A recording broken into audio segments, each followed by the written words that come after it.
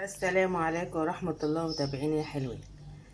النهاردة برضك هوريكم فطار بسيط برضك ممكن تعملوا بالقرصة الطرية، سهل وبسيط.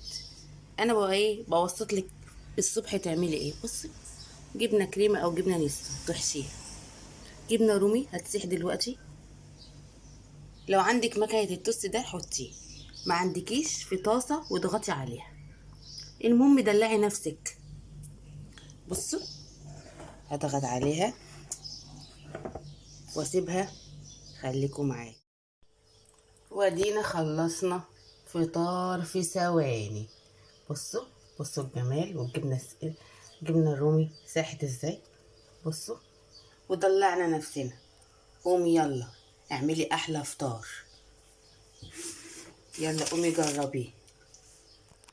ولو عجبك الفيديو ما تنسيش تدوسي لايك وتشتركي، وكفايه عليا انكم متابعيني. احلى فطار ده ولا ايه؟ سلام عليكم.